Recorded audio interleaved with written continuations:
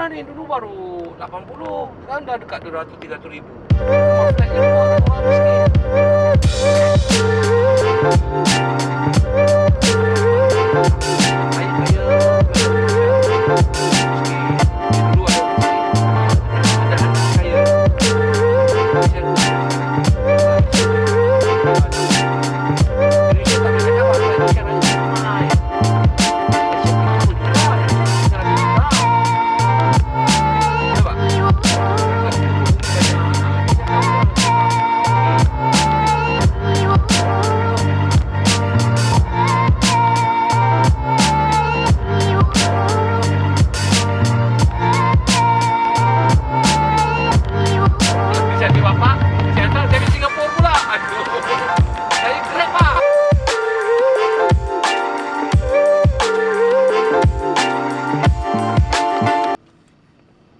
Lepas tu stadium bang.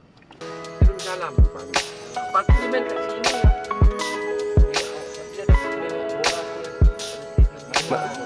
Stadium Malawati kat mana? Depan ni.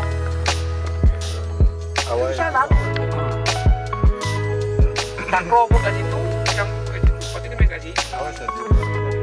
Dia ingat awal tu ada tidur sana tau. Sebab sana ada bilik. Ada samping dia punya ni. Lalu punya. Tapi nggak tahu pergi mana. Asal malam. Malam tak boleh keluar lah. Malam jam. Dah ada hutan tu.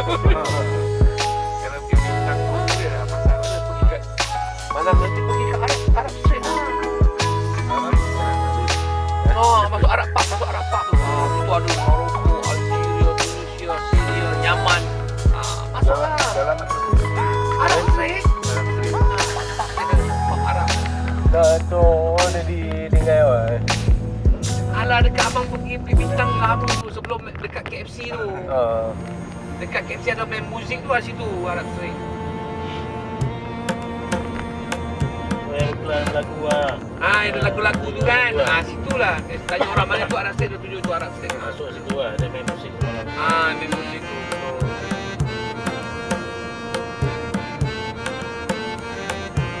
Rumah Abang Zahri kat sini. Rumah saya sana.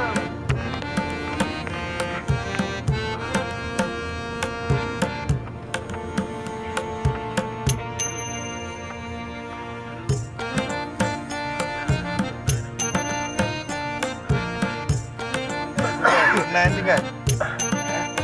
Nah ni kan. Patut lah dengan